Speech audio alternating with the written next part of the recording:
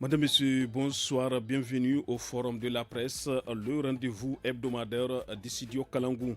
Cette semaine, les sujets qui ont dominé l'actualité s'articulent autour des perturbations dans la fourniture de l'énergie électrique à Niamey et dans plusieurs localités au Niger.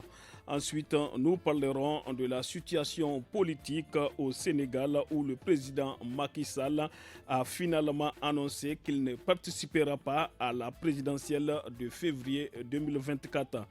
L'actualité, c'est aussi le retrait de la MINUSMA du Mali qui met fin au mandat des casques bleus engagés dans cette mission à compter du 30 juin 2023. Pour commenter et analyser tous ces faits, j'ai le plaisir de recevoir Memouna Diado, journaliste indépendante. Memouna Diado, bonsoir. Bonsoir. Ousseini Sajibo, journaliste indépendant également. Ousseini Sajibo, bonsoir. Bonsoir. Et Hassan Boukar, journaliste à la radio alternative. Hassan Boukar, bonsoir. Bonsoir. À la modération, je suis Mokhtar Hamadou.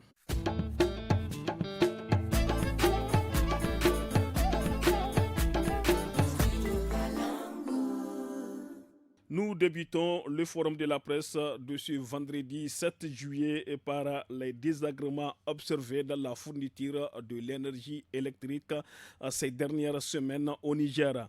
En effet, la capitale nigérienne, Niamey et plusieurs autres localités ont subi plusieurs jours d'importants délestages d'électricité liés notamment à des perturbations dans la fourniture de l'énergie électrique. Depuis le 10 juin, des coupures répétées et pouvant durer des heures sont observées de jour comme de nuit. Et c'est dans ce contexte que les autorités ont annoncé la construction d'une nouvelle ligne d'interconnexion électrique en Nigeria, à Niger, qui sera en service en fin 2024.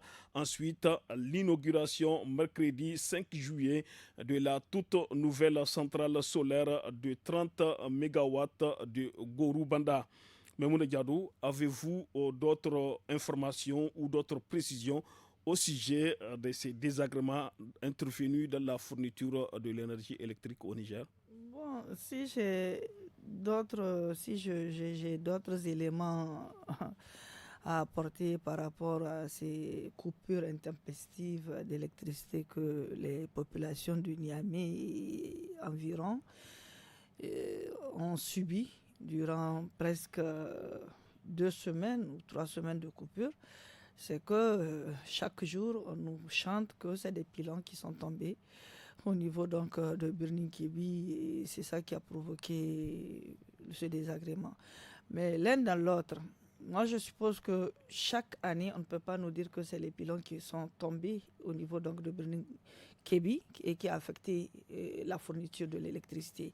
Quand vous regardez, c'est à la même période que les Nigériens, la campagne pluvieuse ou la saison où il fait excessivement chaud, que nous subissons donc ces genres de coupures.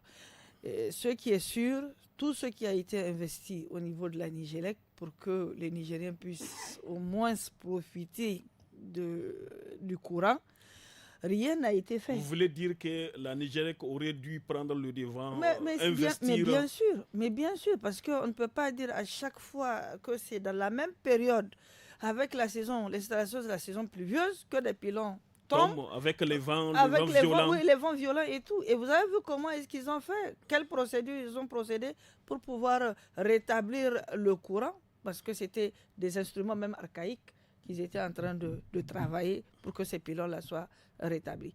Mais je pense que le Nigérien qui paie la facture de l'électricité chaque fin du mois, la Nigélec n'attend pas à ce que tu puisses avoir de quoi payer. Dès qu'il est temps de payer, ils viennent. Le 5, il ne dépasse pas le 5. Mais je pense que si vous ne dépassez pas le 5, mais mettez les Nigériens dans les conditions d'avoir cette énergie. Et vous avez vu ce que ça a entraîné. L'énergie a entraîné également la coupure d'eau au niveau donc de la Seine. Dans plusieurs quartiers. Dans plusieurs quartiers. Même le jour de la fête, c'était insupportable. Et même dans certaines localités à l'intérieur du pays. Oui, à l'intérieur du pays. Mais nous, on n'a jamais vécu, en tout cas, cette situation où, dès que le courant coupe, l'eau également, on ne parle plus d'eau, le robinet reste fermé jusqu'à des certaines heures. C'est pas possible. Donc, je pense qu'avec la nouvelle centrale qui vient d'être inaugurée, qui a été inaugurée hier, de 30 kilowatts, et qui va prendre effet, ou qui va, en tout cas le 25, c'est ça, ils ont dit, le 25 août prochain, je pense que peut-être qu'on ne va pas revivre ce calvaire que nous avons vécu durant des mois. Ousseini Sajibo, pour s'affranchir de sa forte dépendance énergétique au Nigeria voisin, qui constitue 70%, le Niger s'active à achever d'ici 2025 son premier barrage sur le fleuve Niger. Où en sommes-nous en ce qui concerne au sujet des travaux du barrage de Kandaji? Il est dit que la réception de ce barrage-là aura lieu au plus tard, je crois, en 2025-2026, n'est-ce pas? C'est dans pratiquement 2 ans. 2025, n'est-ce pas? Bon, la capacité de production du barrage, quand on regarde de près, on s'est dit que c'est un barrage qui a été réfléchi depuis des décennies. Mais malheureusement, dans le cadre des travaux, on n'a pas repris un peu, comment vais-je dire, pour renforcer les capacités. Moi, je veux dire quelque part que, bon, le montant a augmenté, mais les capacités sont restées intactes. On dit ça va produire combien? 130, 140 comme ça, mégas. Moi, je dis, on aurait pu réfléchir. C'était à l'époque. Aujourd'hui, les besoins sont devenus très croissants en matière d'électricité. Ça ne peut pas permettre, parce qu'au fur et à mesure que le pays grandit, les villes grandissent, au fur et à mesure, les besoins croient. N'est-ce pas? Les besoins croissent. Mais alors, ce qu'il y a lieu de faire, c'est peut-être mettre l'accent aujourd'hui sur un peu le solaire, n'est-ce pas? On vient de réaliser, Maimouna l'a dit, une centrale solaire de 20 mégawatts, 38, à un coût de 20 milliards, n'est-ce pas? Et qui va produire de l'électricité quand même pour 500 000 personnes, n'est-ce pas? C'est ce qui a été dit. Alors, quand on fait le rapport entre Gorubanda, qui est une centrale thermique où on a injecté quelques 295 milliards, et pour quel résultat aujourd'hui? Et on regarde un peu avec 20 milliards ce qu'on a pu réaliser. Alors, avec l'argent qui a servi à construire Gorubanda, on aurait pu faire ce genre d'investissement. Le professeur Albert Wright a pu quand même sonner mais l'alerte dès le départ, quand le projet Gorubanda a été initié, il avait dit non, c'est une bêtise, il ne faut pas aller dans ce sens-là. Aujourd'hui, plus personne n'est dans ces histoires. Même les pays qui n'ont pas suffisamment de soleil, aujourd'hui, ils sont dans d'autres sources de production, d'autres sources d'énergie plus propres, n'est-ce pas? Alors, on s'est engagé dedans, on sait pourquoi les gens se sont engagés dedans. C'est parce qu'il y a à manger, à boire, n'est-ce pas? Ça fait l'affaire de certains. 295 milliards pour quel résultat? Quand on avait lancé Gorubanda, on a dit c'est fini, les coupures à Niamey, c'est terminé. Avec Gorubanda, c'est terminé. Alors, voilà, on est toujours dans les problèmes. On l'a vécu pendant pratiquement un mois, je vais dire, tout le mois de juin, un peu début mai jusqu'en fin juin. Jusqu'en fin juin, pratiquement, on est dans des coupures. Et aujourd'hui, quand j'apprends qu'on est en train encore de vouloir construire une nouvelle ligne en provenance du Niger, je me dis quelque part, quelque part, c'est irréfléchi. C'est irréfléchi parce que... Peut-être c'est pour un peu changer les pylônes. Oui, mais les pylônes vont s'effondrer du jour au lendemain. Imaginez ces pylônes-là qui sont en train de tomber. C'est des pylônes qui datent de 75-76. Avec les intempéries et tout, c'est bien évidemment, il faut s'attendre à ce que ça ne résiste plus aux intempéries. C'est ça, on a assisté la dernière fois. Alors moi, je me dis, voilà la solution de facilité. On vient de l'expérimenter avec ce qu'on vient de réaliser. Le solaire, n'est-ce pas? Et le coût d'entretien, c'est pas grand-chose. C'est minime. Alors que là, il faut injecter beaucoup d'argent pour faire fonctionner ces turbines-là qui sont tout le temps en panne. Alors, on doit pouvoir faire, on doit pouvoir faire le choix. Et le bon choix, moi, j'ai dit, c'est le solaire. L'investissement dans le solaire. Oui, dans le solaire, tout simplement. Regardez 20 milliards qui vous donnent 30 mégawatts. N'est-ce pas? Et l'autre, comment on appelle, 295 milliards, et on dit, c'est combien la production? Moins de 100 mégawatts. Et qui utilise beaucoup de fioul lourd. Qui donne le fonctionnement, coûte cher, n'est-ce pas? Alors, le choix est vite fait. Mais maintenant, comme on est dans un pays où c'est les affaires aujourd'hui, c'est que les gens préfèrent ce genre de choses où il y a des pots de vin, des dessous de table. Merci beaucoup, Ousseini Sajibo, Hassan Boukara. Comment les Nigériens ont-ils vécu les délestages d'électricité plusieurs jours durant? Merci Mokhtar. Mais je rappelle que ce n'est pas nouveau. Je pense que les gens sont presque habitués. Chaque année, à la même période, les mêmes choses arrivent. On entend les mêmes commentaires pour dire on ne peut pas continuer depuis l'indépendance à dépendre d'un pays voisin. Il faut songer à être plus autonome en matière d'électricité. Je pense que la souveraineté, ce n'est pas simplement sur le plan militaire. Hein. On parle beaucoup de souveraineté aujourd'hui. Et économique. Voilà. L'électricité, c'est un domaine stratégique pour un pays. On doit vraiment être autonome. Vous ne pouvez pas vous industrialiser sans avoir l'énergie accessible à moindre coût. Moi, j'ai un peu une des choses que j'ai appréciées. J'ai vu, par exemple, cette année, le ministère de l'Énergie, pour la première fois, ils ont vraiment un budget important. Ils ont plus de 200 milliards à consommer en une année. Vous pensez que c'est beaucoup? 200 milliards, c'est pour la première fois que ce ministère a un tel budget. C'est extrêmement important.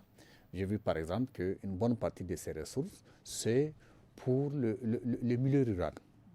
L'électrification rurale. L'électrification rurale, c'est donc l'extension du réseau. Il y a effectivement des travaux qui concernent la Nigeria, mais une bonne partie. Mais je considère que mettre 200 milliards, c'est faire un choix très précis sur le domaine de l'énergie. Il y a aussi le financement de la Banque mondiale à travers l'électrification dans les quartiers périphériques. Évidemment, ces ressources viennent aussi en partie des partenaires. Donc pour moi, c'est un choix qui est fait. Donc je me dis que c'est peut-être les choses importantes qu'il faut noter. Mais pour l'instant, il faut forcément avoir une vision à moyen et à long terme. Oui, mais est-ce que le gouvernement n'a pas quand même fait assez en détaxant, les produits solaires? Oui, c'est ce que je veux dire, le choix qu'il faut faire. En fait, il y a des choses auxquelles il faut répondre tout de suite. Par exemple, les coupures, ça c'est des solutions immédiates. Si on veut le régler, quelles sont les solutions immédiates qui sont à notre portée pour le faire? C'est peut-être faire en sorte que s'il y a des pannes, il faut les réparer, mais on a évoqué il y a quelques instants. La Nigeria a annoncé des pylônes qui sont tombés. Tu es obligé de répondre. Mais à moyen et à long terme, il faut vraiment réfléchir à faire en sorte que dans ce pays, on a le soleil, Hussein l'a largement expliqué. Les partenaires sont aussi disposés à financer des projets dans ce sens. Parce qu'aujourd'hui, vous le savez, chez nos principaux partenaires, vous avez une opinion aujourd'hui qui est très mobilisée sur les sources d'énergie renouvelables, sur l'énergie propre, comme on le dit. Autant les gens boudent le pétrole, le charbon, sauf quand ils ont des intérêts directs, autant ils sont disposés à aider les pays à aller vers ce sens. Vous vous rappelez des rencontres qu'il y a eu récemment à l'échelle internationale. Donc, ça montre aussi que si on veut aller vers le solaire, c'est quelque chose qui est inépuisable, en tout cas pour un pays comme le Niger. On a le soleil toute l'année. On peut avoir, n'est-ce pas, des projets qui nous rendent plus autonomes. Peut-être que tout de suite, on ne peut pas se passer du Nigeria, mais il faut toujours se mettre dans cette perspective. Là, j'entends beaucoup de commentaires avec le nouveau président où on dit que c'est quelqu'un qui apparemment ne va pas donner les mêmes possibilités. Le président nigérian, oui. Ahmed Tinubu. Voilà, avéré ou non. Mais dans tous les cas, un pays ne peut pas continuer toujours à compter sur la poche de ses voisins pour assurer son autonomie en électricité. Donc, à mon avis, il y a vraiment des choses qu'il faut faire. Peut-être que l'inauguration de cette centrale solaire est peut-être un premier pas, à mon avis. Il faut continuer dans ce sens. Et je pense que c'est ça qui permet à ce pays d'être autonome. On a le solaire et ce serait vraiment rendre hommage au monstre au professeur Abdou Moumouni. Merci beaucoup Hassan Boukar. Moumouni Diado, vous avez quelque chose à ajouter rapidement? Bon, je n'ai pas grand-chose à ajouter. C'est juste que nous espérons que cette centrale solaire qui vient d'être inaugurée, qui sera expérimentée, va tout simplement mettre fin à ces coupures intempestives, comme l'a dit le président de la République. Donc, il ne faut pas qu'on revienne encore à la case de départ, parce qu'au Niger, on fait les infrastructures, mais il n'y a pas de suivi. Donc, il n'y a pas d'entretien et de suivi. Donc, c'est surtout l'entretien, mettre l'accent sur l'entretien pour que les Nigériens puissent en consommer, puissent vraiment ne plus subir ces coupures intempestives. Merci beaucoup à tous. On observe une courte pause.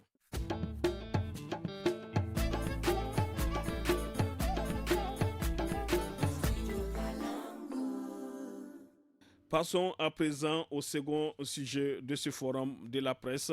Après des mois de questionnement, le président sénégalais Macky Sall a finalement annoncé qu'il ne participera pas à la présidentielle de février 2024. Ma décision longuement et mûrement réfléchie est de ne pas être candidat à l'élection, même si la Constitution m'en donne le droit, a déclaré le président lundi soir dans une allocution à la radio et télévision sénégalaise. C'est tout un pays qui était suspendu à ses lèvres ce lundi 3 juillet, alors que le débat sur son éventuel troisième mandat a cristallisé les tensions dans le pays à 8 mois de la présidentielle.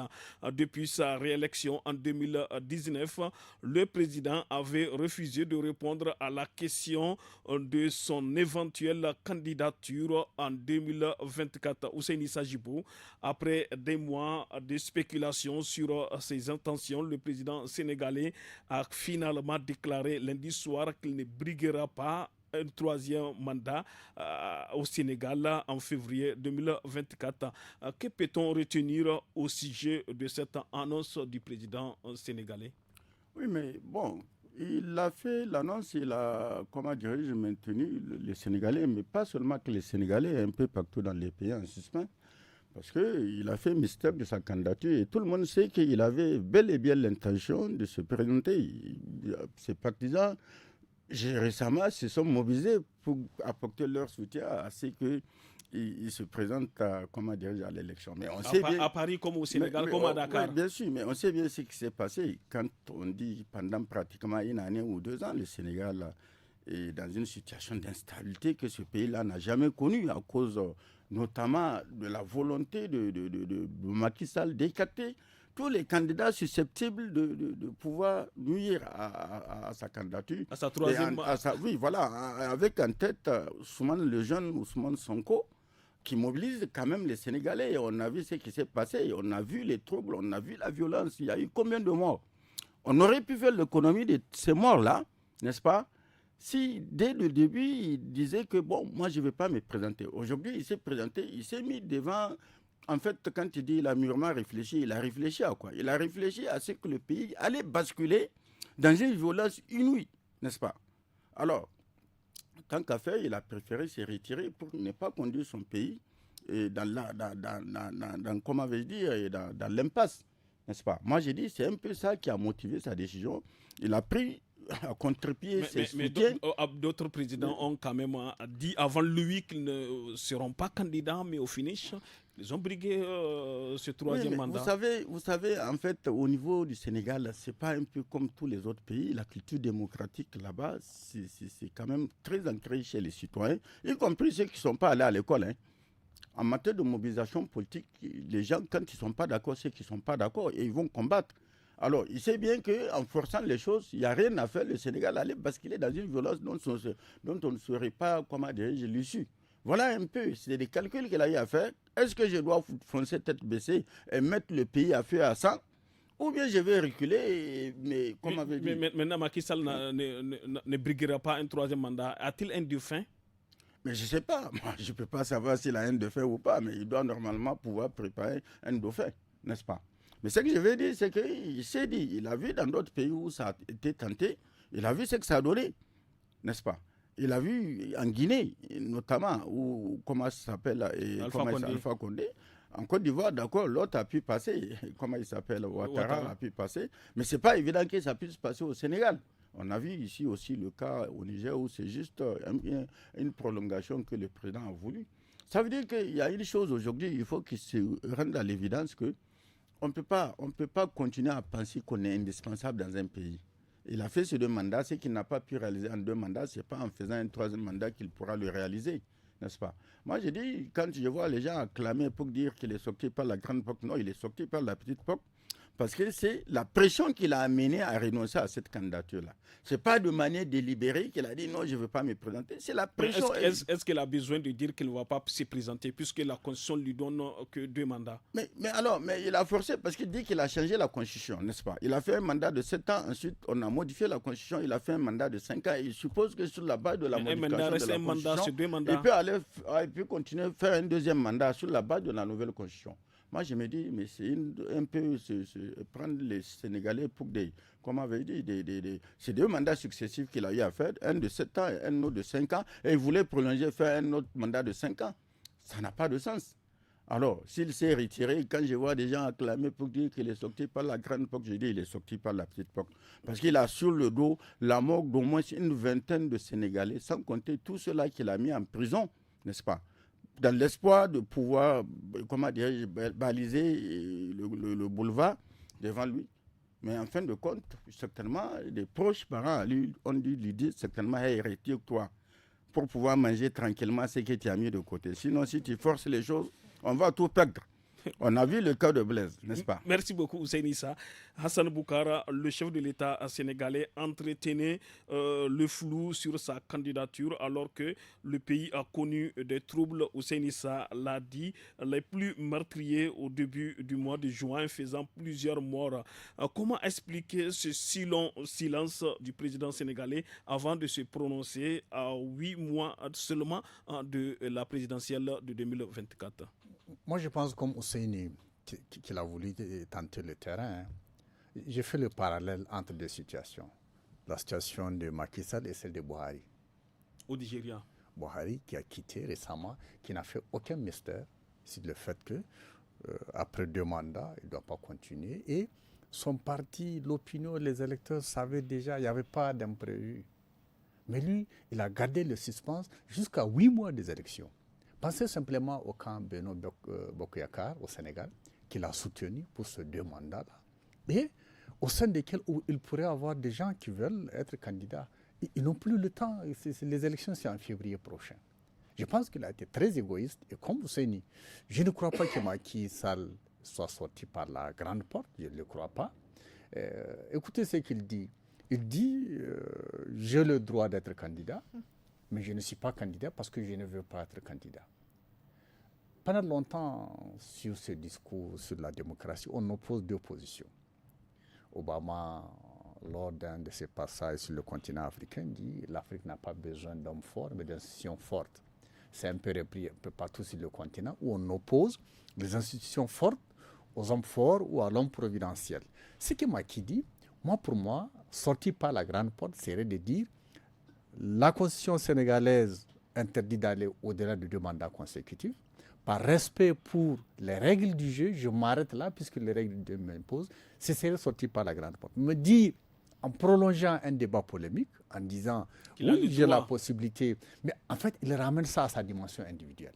Il ne grandit pas les institutions. Il ramène les choses à une bonne personne. C'est-à-dire, je ne suis pas candidat parce que je suis une bonne personne. C'est tout le contraire du travail qui est fait aujourd'hui pour renforcer les institutions de façon à ce que, dans un pays, les bonnes personnes soient les gens qui respectent les règles du jeu. Un pays a besoin de bonnes règles du jeu que chacun respecte et non de bonnes personnes. Mais Macky ramène ça à sa personne pour dire, si je ne suis pas candidat, ce n'est pas que quelque chose me l'empêche, mais c'est parce que je décide, moi, de refuser. Donc, oui, à présent, Hassan Boukara, quelle sera l'issue des élections de 2024 au Sénégal? À mon avis, c'est une situation politique quasi inédite. Alors, probablement, il y a 2 bénéficiaires de cette situation. C'est Khalifa Sall et Karim Wade qui seront probablement les bénéficiaires. Et Sonko alors, le cas Sonko reste la grande inconnue, mais Khalifa Sall et Karim Wade seront probablement candidats, puisque Hussein a rappelé la situation politique très tendue que le Sénégal a connue. Aujourd'hui, même si Macky dit qu'il n'était pas candidat, et que ni Khalifa Sall, ni Karim Wade, ni Sonko ne peuvent être candidats, il aurait du mal à organiser des élections paisibles au Sénégal. Et donc, qu'est-ce qu'il fait aujourd'hui? Il casse un peu la pression. Selon vous, les élections ne seront pas inclusives au Sénégal? Mais je pense qu'il y aura apparemment un grand absent. Ce serait Sonko apparemment, puisque au stade actuel, Sonko ne peut être candidat que s'il y a un rapport de force qui l'impose comme candidat. Et quand j'écoute le discours de Macky Sall, j'ai comme l'impression qu'il y a une fixation sur le cas Sonko. Quand il insiste sur les décisions de justice, c'est assez clair pour moi. Des règlements de compte, selon vous? Peut-être qu'il ramène les choses à un niveau individuel. Sonko est quand même parmi ses adversaires celui qu'il a le plus défié, celui qu'il a mis à l'épreuve. Et donc, j'ai l'impression qu'il mettra ce qui lui reste les quelques mois de sa présidence à régler le cas Sonko. Maintenant, comme s'il y a peut-être un marché qui est caché avec les autres. Hein. J'ai l'impression que les autres vont désormais... je rappelle que Karim Ouad et Khalifa Sall sont dans la coalition. Il y a eu Askanawi avec Sonko. Et donc, j'ai l'impression que s'ils ont la possibilité d'un candidat, ce qui les intéressait, c'est d'abord leur candidature et non le cas Sonko. Et donc, Sonko pourrait être isolé, à mon avis, c'est peut-être ce qui va arriver. Vous n'avez pas évoqué le cas d'Idrissa Seck? Oui, il a dit ça. Lui, il n'est pas lui, il est toujours avec le président Macky Sall. Donc, mais ça peut être son dauphin. Il peut être son dauphin. Mais il a déjà annoncé qu'il est candidat. Je crois que lui, il n'est pas dauphin de Macky. Maintenant, est-ce que la coalition qui s'est mobilisée autour de Macky s'est mobilisée autour de sa candidature? Ce serait toute la question. Mais à mon avis, il y a aujourd'hui, moi je vois aussi le temps, hein, c'est-à-dire que c'est déjà arrivé février. Par exemple, je pense au cas à la famille politique de Macky Sall. Il n'a pas laissé aux gens le temps de se préparer en faisant croire qu'il pourrait être candidat. Et donc, beaucoup de gens ne se sont pas préparés comme candidats dans l'espoir que Macky soit leur candidat, même en violation de textes sénégalais. Et donc là, je pense que pour l'avenir, à mon avis, on a davantage, même les techniciens, on a davantage à réfléchir de façon à ce qu'on ait vraiment des textes qui ne laissent pas de place pour le doute. Merci. Merci beaucoup Hassan Boukara. Maimouna Diado. Sénégal, le président Macky Sall annonce qu'il ne sera pas candidat à sa propre réélection en 2024. Le Sénégal dépasse ma personne et il est rempli de leaders capables de pousser le pays vers l'émergence, a-t-il dit. Quel avenir pour la démocratie sénégalaise, citée en exemple en Afrique francophone? Moi, d'abord, les propos qu'il a tenus, ça me laisse perplexe. Parce que s'il dit que sa personne dépasse, non pas sa personne, mais en fait que la population sénégalaise est très importante à ses yeux, moi je me dis que c'est faux. Parce qu'il aurait pu annoncer qu'il ne sera pas candidat. Bien avant longtemps. Bien avant longtemps, pour pouvoir cesser ou bien pour ne même pas amener le Sénégal dans cette situation. Il y a eu quand même des morts.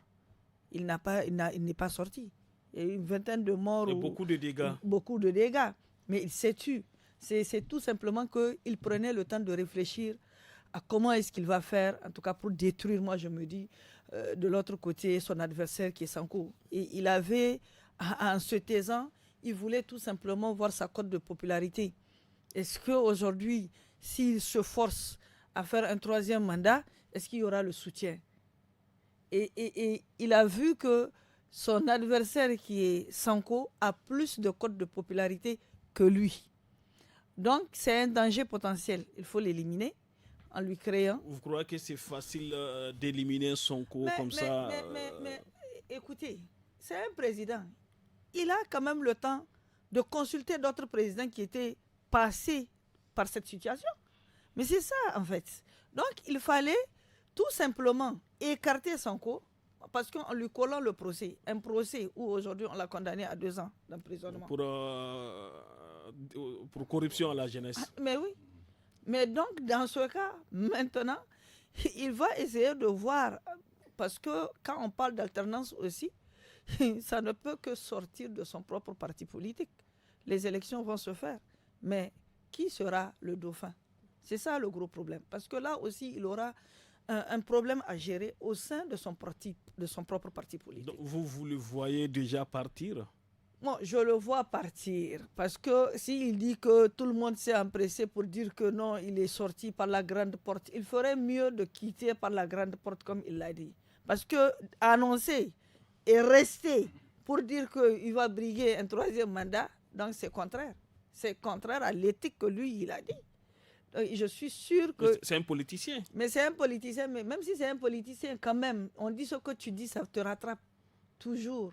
Et il ne va pas le faire. Il ne va pas le faire parce que j'ai vu déjà ses pairs en train de le féliciter pour dire qu'il est sorti par la grande porte.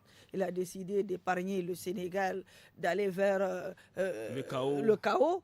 Et c'est vrai, le Sénégal est cité un exemple en Afrique. Francophone. En Afrique francophone. Mais là... Parce qu'il y a le Nigeria, comme on l'a évoqué, le cas du Buhari. Mais là, comme l'a dit Hassan, c'est à l'approche. Il n'a pas laissé une marge, en tout cas, pour que les adversaires ou pour que les différents candidats puissent, en tout cas, se lever très tôt pour pouvoir faire ce qu'il y a à faire. Mais de toutes les 1000 manières, il a promis aux Sénégalais qu'il ne sera pas candidat. J'espère qu'il restera là-bas. Et je suis sûr que s'il veut, en tout cas pour que le Sénégal ne soit pas dans ce chaos, parce que le fait même de prendre quelqu'un qui ne va pas avec les inspirations du peuple sénégalais. C'est toute la jeunesse. La jeunesse, je me dis que ça sera donc, on va assister peut-être à la crise post-électorale au niveau donc du Sénégal. Momoun Diado, à présent, quel avenir pour la démocratie sénégalaise? Mais l'avenir, est-ce qu'il y a un avenir pour la démocratie sénégalaise? Parce que déjà, le Sénégal est en train d'emboîter. Selon vous, tout est perdu d'avance? Moi, je pense que je ne pourrais pas dire que tout est perdu d'avance. Mais s'il y a à sauver, c'est vraiment, ça doit venir de son côté. Il doit laisser le peuple sénégalais s'exprimer librement et faire des élections libres, claires et transparentes. Moi, je pense que c'est mieux. Ousseinissa, allez-y. Je vais juste faire une remarque par rapport à tout ce qu'on vient de dire. C'est qu'on constate un fait aujourd'hui dans la politique, notamment en Afrique francophone. Le problème, c'est que ceux qui s'installent au pouvoir, on a vu dans quelles circonstances Macky est arrivé au pouvoir. C'était dans un combat contre Ouad, n'est-ce pas? Presque le même scénario. Voilà, il est venu ici, il est devenu pire que Ouad, n'est-ce pas, qu'il a combattu. Et pire, je vais dire, parce qu'il s'est mis à arrêter, comme tous ceux qui constituent un obstacle pour lui, tous les adversaires politiques redoutables, comme on en voit un peu partout dans les pays africains où on s'en prend aux opposants, qui sont capables comme on avait dit, de briser. Voilà, il faut qu'on arrête ça. Il faut que les gens comprennent que vous ne venez pas au pouvoir, mais quand ils le font en recourant aux instruments, aux institutions, aux instruments de l'État, la justice qui est instrumentalisée. On a vu la condamnation de Sonko, qui quand même, c'est une aberration. Voilà un peu corruption à la jeunesse. Alors, Hassan Boukar, rapidement, Hassan Boukar. Je veux dire, dans ce débat, il y a aussi un acteur qui doit s'interroger sur son avenir, c'est la justice. Regardez tout ce qui se passe comme débat au Sénégal.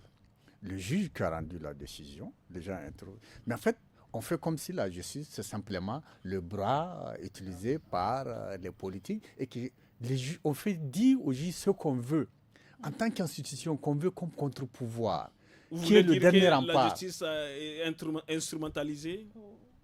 Je laisse les gens le dire, parce que les gens l'ont déjà dit, n'est-ce pas? Mais si on veut d'une justice qui soit un pouvoir, pour contrebalancer les deux autres pouvoirs, qu'on dise de la justice que c'est vraiment le rempart contre l'arbitraire. Et qu'on est aujourd'hui dans une situation où, quand vous êtes chef, vous faites faire aux juges ce que vous voulez faire. Je pense que ça interroge aussi sur l'avenir de la justice en tant qu'institution indépendante, en tant que contre-pouvoir. Je pense qu'il y a un vrai débat. Si vous étiez magistrat, vous étiez juge, ce débat, vous devez vous le poser un jour sur votre propre contribution dans le renforcement de la démocratie dans notre pays. Mais il faut se poser la question aussi, allez-y rapidement. Par rapport à ceux qui ont été tués. Oui, lors des victimes lors des événements. Puisque là, il est sorti, il dit qu'il ne sera pas candidat. Mais il fait quoi avec le nombre de gens tués, de personnes tuées? Parce que tout simplement, parce que tout simplement, ils ont voulu évoquer leurs droits. Le droit, c'est quoi? Le droit de ne pas briguer, de ne pas violer la constitution du pays. C'est ça aussi. Quel sera l'avenir? Est-ce qu'il y aura des poursuites? Qu'est-ce que la justice prévoit pour ça? Merci beaucoup à tous. On a servi une courte pause.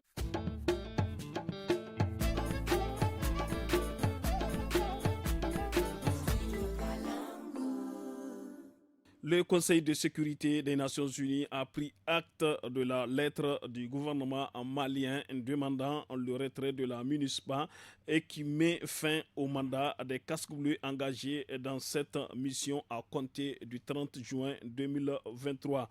Ce retrait n'est pas sans conséquence sur le Mali, tout comme au Sahel et les pays du Golfe de Guinée, estime Sedi Kaba, journaliste et analyste sécuritaire au Sahel.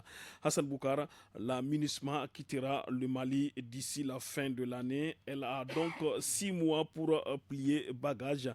Ce retrait a-t-il des conséquences sur le plan sécuritaire au Mali et dans les autres pays du Sahel? J'ai entendu beaucoup de commentaires sur les conséquences sur le plan sécuritaire, mais les gens ont tendance à dire autant quand Barkhane s'en allait, les gens pensaient à beaucoup de conséquences parce que Barkhane était censé aller sur le terrain pour suivre les terroristes.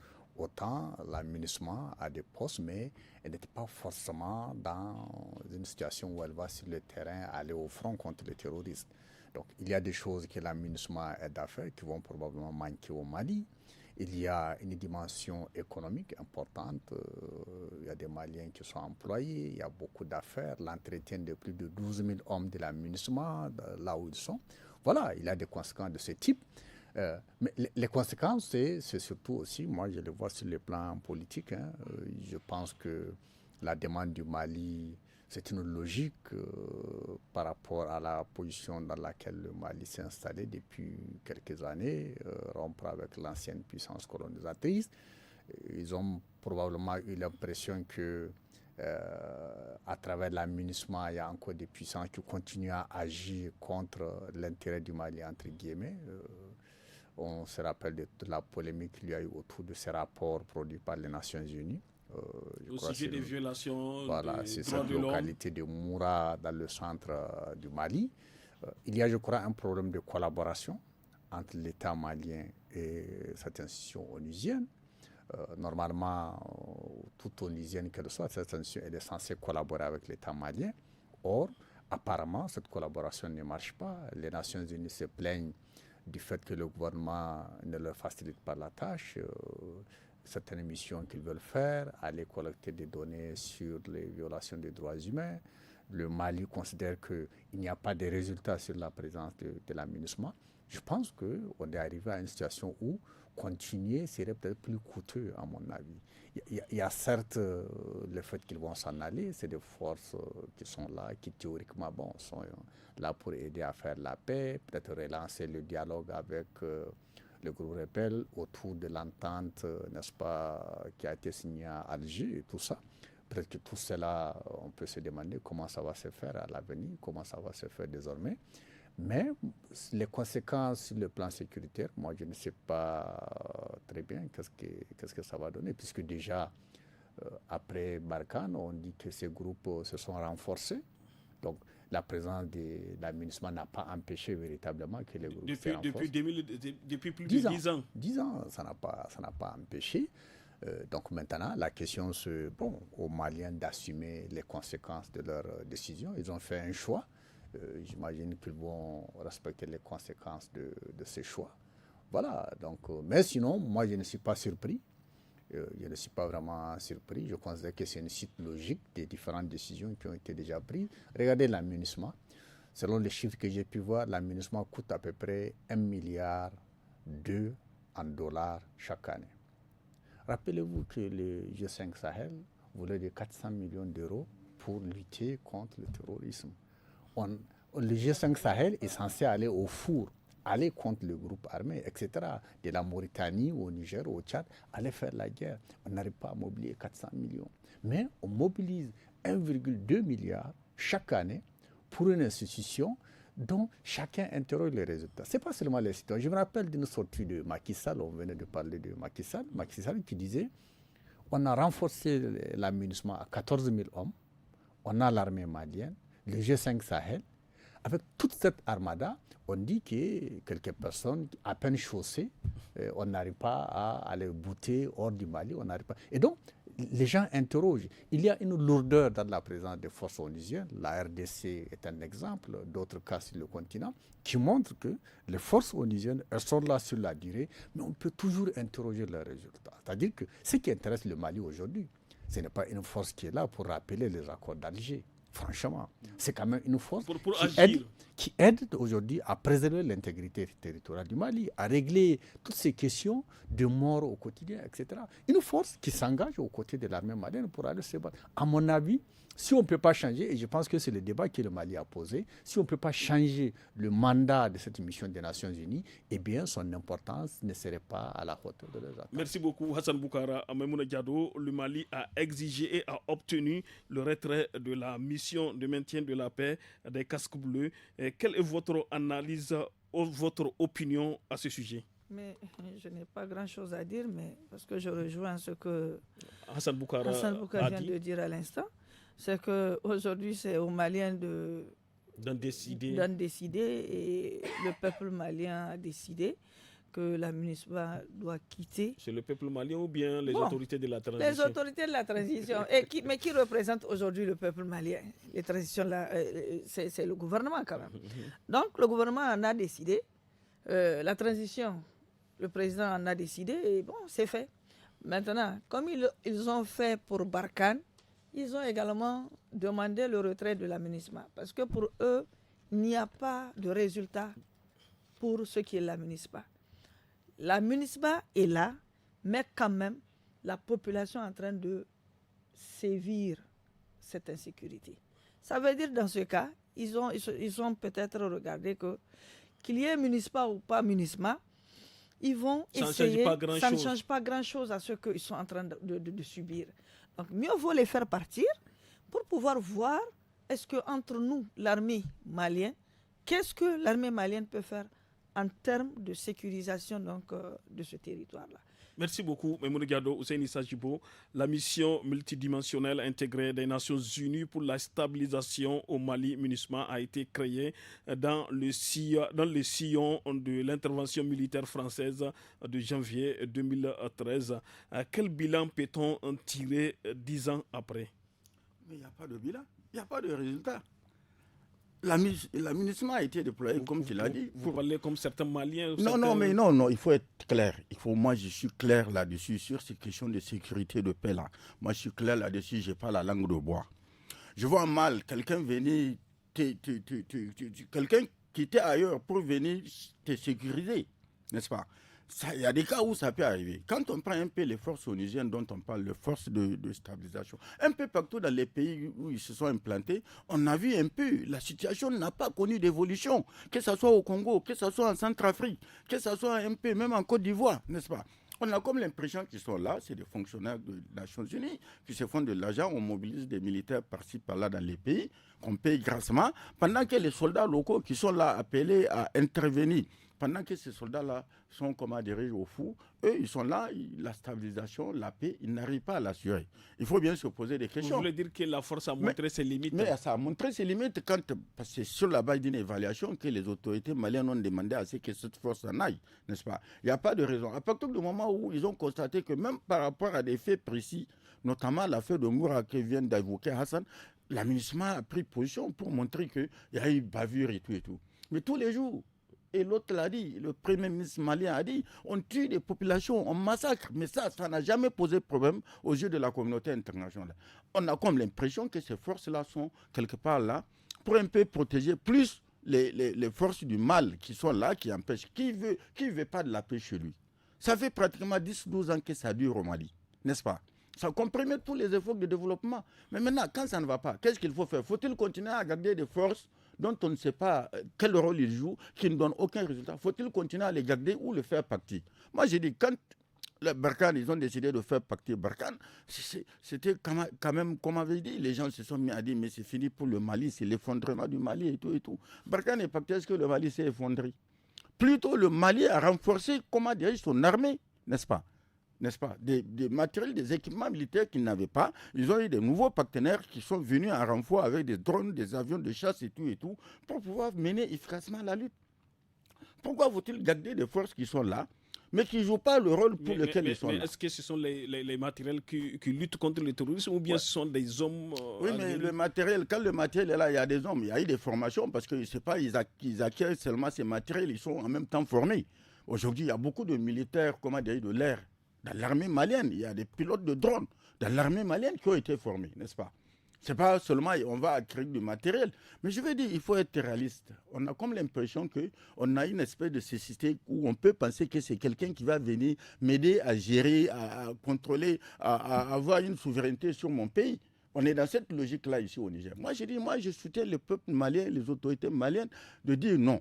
On arrête parce qu'on a vu au bout de 12 ans, il n'y a rien, la situation ne change pas. Tous les jours, on dit que les djihadistes contrôlent, souvent les médias occidentaux, les djihadistes contrôlent tel village. Ils vont prendre bientôt tel village. Mais toutes ces forces-là, ils servent à quoi? Merci beaucoup à tous. Nous sommes au terme de ce forum du studio Kalangou. Merci à nos invités, Maimouna Diado, journaliste indépendante, Issa Ousseini Jibo, journaliste indépendant également, et Hassan Boukar, journaliste à la radio alternative.